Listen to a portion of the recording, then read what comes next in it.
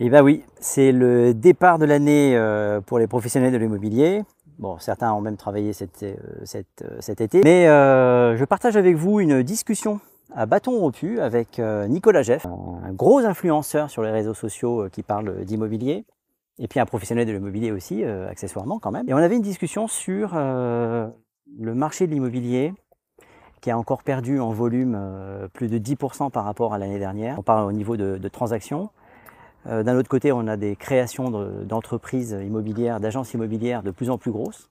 Donc ça a se poser des questions sur le pari. Est-ce qu'il n'y a pas un parallèle à faire avec l'industrie pharmaceutique, les constructeurs automobiles il y a des dizaines d'années qui ont pratiquement tous disparu et puis maintenant vous en avez une dizaine qui détiennent la planète entière. Bon, est-ce qu'ils font un pari là-dessus? Je ne sais pas, mais en tout cas, ce qui est intéressant et le risque qu'il y a pour vous, propriétaires, c'est de tomber dans le panneau et je vais vous expliquer pourquoi.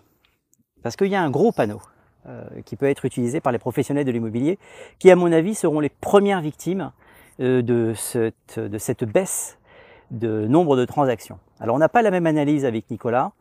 Moi je vais partager mon analyse avec vous, je la partagerai sur Instagram après parce que lui il est très présent sur Instagram. Et moi un peu plus grâce à vous. Et le demi-million de vues de la péniche. Je vous rappelle quand même qu'il y a un concours. Je vous laisse aller regarder les vidéos, c'est assez clair et c'est facile. Enfin du moins j'ai fait en sorte que l'explication me semble facile. Mais ce n'est pas l'objet de cette vidéo. Cette vidéo, c'est de vous dire qu'est-ce qui se passe quand le marché, quand il y a moins de biens qui ont été vendus l'année passée. Ça veut dire que pour le professionnel de l'immobilier que je suis, ça veut dire qu'il va être vraisemblablement plus difficile de faire un chiffre d'affaires cohérent par rapport à la solution que vont trouver ou que va trouver la majorité des professionnels de l'immobilier, mandataires, agences immobilières, tout ce que vous voulez, c'est de vous faire le chant des sirènes, la danse des mille voiles, vous appelez ça comme vous voulez, et de vous expliquer que votre bien, qui vaut 400 000 euros pour partir sur une transaction moyenne en Ile-de-France, à Paris, hein, on est parti avec Nicolas sur une base de 400-450 000 euros. Le professionnel de l'immobilier va venir faire une estimation et vous dire écoutez, il n'y a aucun problème, moi je suis le roi du monde, regardez l'enseigne, on est mondialement connu, on a fait 350 000 ventes sur la planète entière, on vend des choses à 40 millions, 30 millions, il va vous faire rêver. Le maître mot, c'est de vous faire rêver et de vous expliquer que votre bien à 450 000, lui il a des clients à 600 000 euros. Donc qu'est-ce que vous allez faire? Vous allez vous dire, qui ne tente rien n'a rien, on va lui faire confiance pendant 2, 3 mois, peut-être même plus, hein, je ne sais pas. Et au bout de 3-4 mois, force est de constater que votre bien à 600 000 ne trouvera pas preneur. Et le discours du professionnel de l'immobilier qui est en face de vous va évoluer et il va vous expliquer, oui, mais vous comprenez, la conjoncture, ce qui se passe sur les autres continents, la crise chinoise, américaine, tout ce que vous voulez, le cours du chewing-gum, la gomme à mâcher, tout ce que vous voulez sera bon pour vous expliquer que le prix, le juste prix aujourd'hui n'est plus de 600 000, mais vraisemblablement entre 400 et 450 000.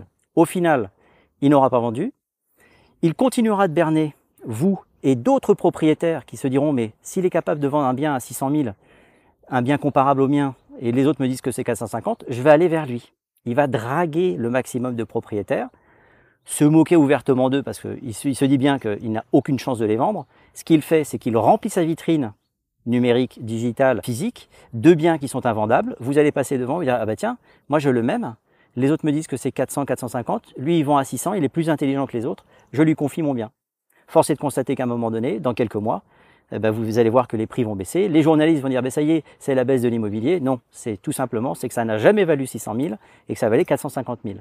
Au final, vous aurez perdu du temps, vous aurez continué de payer des charges et vous aurez peut-être même loupé votre projet de vie qui était de vendre votre bien pour passer à autre chose. Voilà mon conseil de la rentrée. Ça m'amusait parce que je vais faire un parcours de santé parce qu'il faut aussi s'entretenir, hein, ça n'a pas l'air, mais c'est du boulot. Dites-moi en commentaire ce que vous en pensez et Nicolas, n'hésite pas à me répondre, voire sur Instagram, puisque je vais mettre cette vidéo sur Instagram dans la lignée de notre discussion de tout à l'heure. Je vous souhaite une bonne rentrée et je vous dis à bientôt.